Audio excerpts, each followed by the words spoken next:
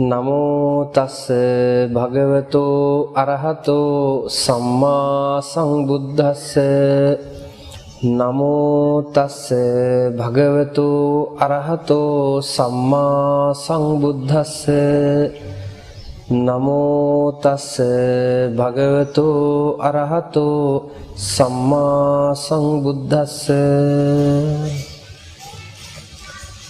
හැම දිනාටම තිරුවන් සරණයි කියලා මේ වෙලාවේදී ප්‍රාර්ථනා කරනවා.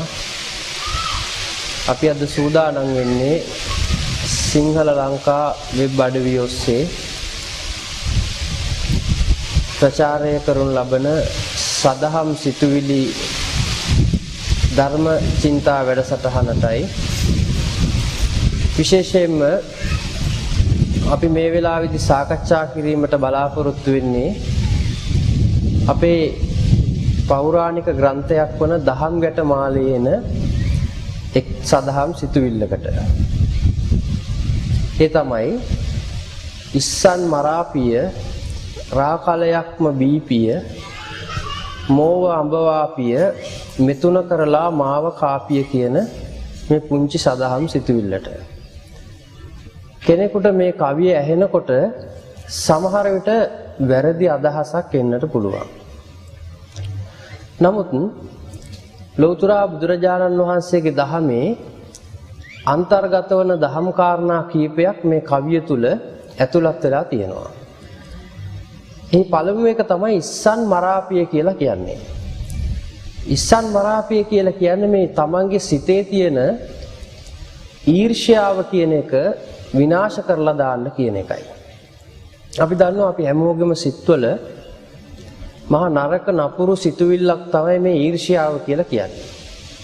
එතකොට ආයුර්වේදයේ අෂ්ටාංග හෘදය කියන ග්‍රන්ථයේ සඳහන් වෙනවා අපිට මිනිස්සෙකුට පුද්ගලයෙකුට එහෙම නැත්නම් පණ නැති වස්තුවකට ඊර්ෂ්‍යා කරන්න ඕනි කොහොමද කියන එක පිළිබඳව. එහිදී පෙන්වලා දෙනවා හේතා වීර්ෂේත් ඵලේ නතු කියලා. අපි යම්කිසි තැනකදී ඊර්ෂ්‍යා කරන්න ඕනේ හේතුවට විතරයි. ප්‍රතිඵලයට නෙමෙයි. නිකන් හිතන්න කෙනෙක් ඉගෙන ගන්නවා. එහෙම නැත්නම් කෙනෙක් තට්ටු දෙකේ ගෙයක් හදනවා. එහෙම නැත්නම් කෙනෙක් හොඳ වාහනයක් ගන්නවා.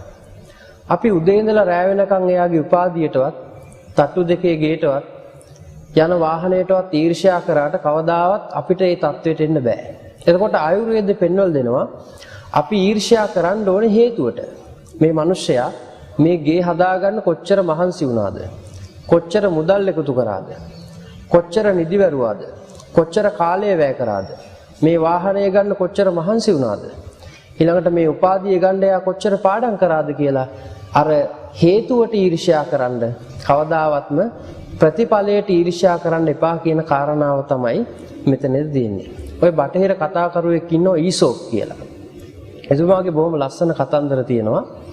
ඒකෙන් පුංචි උදාහරණ කතාවක් අපිට මතක් වුණා මේ වෙලාවේදී.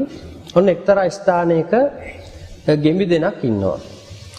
මේ ගෙම්බි දෙන වටේ එයාගේ පුංචි පැටව ටිකක් ඉන්නවා. ඉතින් මෙහෙම ඉන්නකොට ඊට පොඩ්ඩක් එහායින් එළ දෙනෙකුත් ඉන්නවා. ඉතින් අර ගෙම්බි දෙනගේ පැටව ටික කිව්වා අම්මේ බලන්නකෝ අර එළ දෙන හරිය ලොකුයිනේ. අම්මා හරියම පොඩියිනේ, හරි පුංචියිනේ. කියලා කියනකොටම මේ ගෙම්බි දෙනට ඊර්ෂ්‍යාවක් ඇති වුණා. ඊර්ෂ්‍යාවක් ඇතිවෙච්ච පාර මේ ගෙම්බි දෙන මොකද කරේ?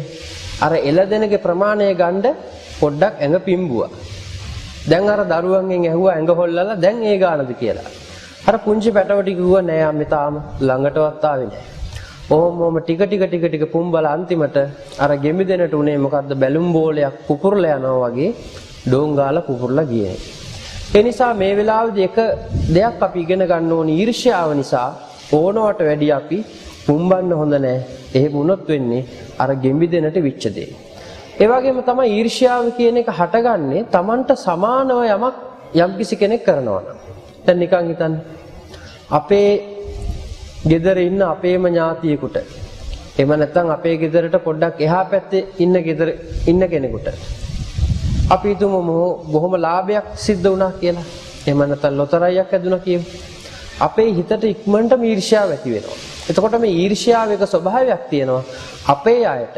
තමන්ගේ ඇයට හරියනකොට තමයි මේ ඊර්ෂ්‍යාව වැඩිපුරම තමන්ගේ සිත්වල ක්‍රියාත්මක වෙන්නේ. ඒ නිසා බුදුරජාණන් වහන්සේ දේශනා කරනවා මේ ඊර්ෂ්‍යාව කියන එක කිසිම ප්‍රයෝජනයකට නැති කිසිම ප්‍රතිඵලයකට නැති දෙයක්. දැන් කෙනෙක් ලෝභකමක් කරොත් එයා ළඟ අඩුම තරමේ මොන හරි දෙයක් ඉතුරු වේවි. හැබැයි ඊර්ෂ්‍යා කරොත් එහෙම ඒ පුද්ගලයාගේ ජීවිතේ සම්පූර්ණයෙන්ම විනාශ ස්වභාවයට පත්වන බව තමයි බුදුරජාණන් වහන්සේ දේශනා කරන්නේ. ඒ නිසා දැන් අපි මේ වෙලාවේදී කියලා දුන්න ඔන්න කරන්න එපා කියලා දෙයක්. හැබැයි මේ හැම වෙලාවෙදිම කරන්න එපා කියනවට වැඩිය කරන්න තියෙන දේවලුත් තියෙනවා බුදුදහමේ. දැන් කෙනෙකුට හිතන්න පුළුවන් දැන් සත්තු මරන්න එපා, හොරකම් කරන්න එපා, බොරු කියන්න එපා, කාමී ඔක්කොම එපානේ. එතකොට බුදුහාඳුර අපිට කරන්න කියපු දේවල් නැද්ද? තියෙනවා. දැන් ඊර්ෂ්‍යාව කියන එක ඔන්න අපේ ජීවිතෙන් අයින් කරලා අපි පුරුදු කරගන්න ඕනේ කරුණාව කියන එක, දයාව කියන එක, මෛත්‍රිය කියන එක. දැන් බුදුදහමේ සාකච්ඡා කරන මේ මෛත්‍රිය ලෝකෙ වෙන කිසිම දර්ශනයක සාකච්ඡා කරන්නේ නැහැ. ලෝකෙ වෙන කිසිම ආගමක සාකච්ඡා කරන්නේ නැහැ මේ මෛත්‍රිය කියන එක. මොකද හේතුව ලෝකේ ඕනම කෙනෙකුට ඕනම දෙයකට ප්‍රේම කරන්න පුළුවන්. දැන් අපේ අම්මා කෙනෙක් තාත්තා කෙනෙක් වුණත් සමහර විට නොදැනුවත් භාවය නිසා ඒ අම්මා තාත්තා දරුවන්ට පුළුවන් තරම් ප්‍රේම කරනවා. හැබැයි බුදුරජාණන් වහන්සේ දේශනා කරනවා අම්මා කෙනෙක් තාත්තා කෙනෙක් නම් දරුවෙකුට කරන්න ඕනේ ප්‍රේම නෙමෙයි මෛත්‍රී.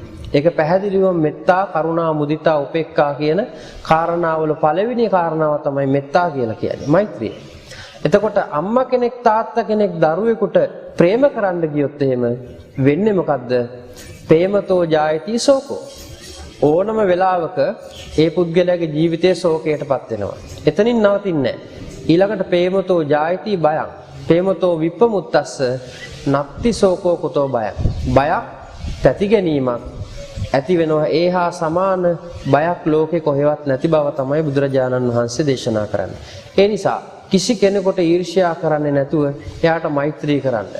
කරුණාවෙන් යුක්තව මෛත්‍රියෙන් යුක්තව කටයුතු කරන්න. මිනිස්සෙකුට දියුණු වෙන්න ඊර්ෂ්‍යාව තියෙන්න ඕනේ. හැබැයි ඊර්ෂ්‍යාව කරන තැනයි හරියන්න ඕනේ. ඊර්ෂ්‍යා කරන විදිහයි හරියන්න ඕනේ. ඒ නිසා මිනිස්සෙකුගේ ජීවිතයක් ඊර්ෂ්‍යාවිනුත් වෙනස් කරගන්න පුළුවන්. අපි ඒක හරියට අවබෝධ කරගෙන හොඳ වැටහීමකින් යුක්තව සිද්ධ කිරීමට පුරුදු වෙන්න ඕනේ. එතකොට මේ කියන ලද ඊර්ෂ්‍යාව ලෝකේ ඕනම තැනක. දැන් බලන්න පුංචිම දරුවෙක් අරගෙන ඒ දරුවා ගත්තාම ඒ දරුවා අම්මා කෙනෙක් වඩාගෙන ඉන්නකොට ඊට අමතරව තවත් දරුවෙක් ඒ අම්මා තවත් දරුවෙක් වඩා ගත්තාම අර පුංචිම දරුවා මොකද කරන්නේ? බිම පෙරලෙනවා, ගවුමෙන් අදිනවා. දැන් බලන්න අපි අර කියන 6-4 නොදත් පුංචි දරුවටත් ඊර්ෂ්‍යාව තියෙනවා. දැන් ගෙදර හුරතලයට බල්ලෙක් ඇති කරනවා. හැබැයි ඒ බල්ලට අමතරව අපි පූසෙක් ගේනවා. දැන් අපි පූසව හුරතල් කරනවා. අර බල්ලට ඊර්ෂ්‍යාවක් ඇති වෙනවා. ඊළඟට පහුරු ගන්නවා, බුරනවා. ඉතින් බලන්න තිරිසන් සතෙක් ළඟත් ඊර්ෂ්‍යාව තියෙනවා. පුංචි දරුවෙක් ළඟත් ඊර්ෂ්‍යාව තියෙනවා. ඒ නිසා මේ අපේ හිත විනාශ කරන, හිත නසන, හිත අපවිත්‍ර කරන මේ ඊර්ෂ්‍යාව කියන එක සම්පූර්ණයෙන්ම අපේ ජීවිතවලින් අයින් කරගන්න අපි උත්සාහ කරන්නට ඕනේ. ඒ නිසා තවත් කෙනෙකුගේ ජීවිතයක් සාර්ථක කරගන්න අපි හැම වෙලේම උදව් කරන්න ඕනේ. සමහර විට කෙනෙකුට උදව් කරන ක්‍රම ගොඩක් තියෙනවා. ඒක වචනයක් වෙන්න පුළුවන්. වචනකින් හරි කමක් නැහැ කෙනෙකුට උදව් කරන්න පුළුවන්. කෙනෙකුට උපකාර කරන්නට පුළුවන්. ඒ නිසා මේ කරුණාව, මේ දයාව, මේ මෛත්‍රිය පෙරදරි කරගෙන අපේ සිත් සතන් සකසා ගන්නට අපි හැම වෙලෙම උත්සාහ කරන්නට ඕනේ. යම්කිසි කෙනෙක් උදෑසන අවදි වෙච්ච වෙලේ සිට රාත්‍රී නිින්දට යන මොහොත දක්වාම ඔහු සිතින් කල්පනා කරන්න ඕනේ මම අද කාටද උදව්වක් කරන්නේ? මම අද කාටද උපකාරයක් කරන්නේ? කාගේ ජීවිතයේද සකස් කරන්න කියලා. ලෞතර බුදුරජාණන් වහන්සේත් හිමිදිරි උදෑසන ලෝකයේ දිහා බැලුවේ කාටද උදව් කරන්න කියලා. ඒ නිසා මිනිස්සෙක් වෙලා ඉපදුනේ වැඩ කරන්න. වැඩ නොකර ඉන්න නම් තිරිසන් සතෙක් වෙලා උපදින්නට තිබ්බා. ඒ නිසා ලැබුණු මනුෂ්‍යාත්ම භාවයේ Tamanටත් ප්‍රයෝජන වන විදිහේ, ඒ වගේම අනිත් අයටත් ප්‍රයෝජන විදිහේ ලෝකයේ ඉන්න සියලුම දෙනාට යහපත සැලසෙන ආකාරයේ හොඳ මනුෂ්‍ය ජීවිතයක් ගත කරන්න අපි උත්සාහ කරන්න. හැම වෙලෙම මලත් නොමල මිනිස්සෙක් වීමට උත්සාහ කිරීම විනා ජීවත් වුණත් මැරිච්ච මිනිසෙක් බවට පත්වීමට උත්සාහ නොකරන හැටියට මතක් කරමින් මේ වෙලාවේදී මේ ධර්ම කාරණා කීපේ අවසන් කරනවා. තුනුරුවන්ගේ අනන්ත ගුණ බෙලෙන් ඔබ සියලුම දෙනා අද දවසේ සිද්ධ කරන කටයුතු සියල්ලක්ම සර්ව ප්‍රකාරයෙන් සාර්ථක භාවයට පත් වේවා කියලා කවුරුත් සාදු කියලා ප්‍රාර්ථනා කරමු.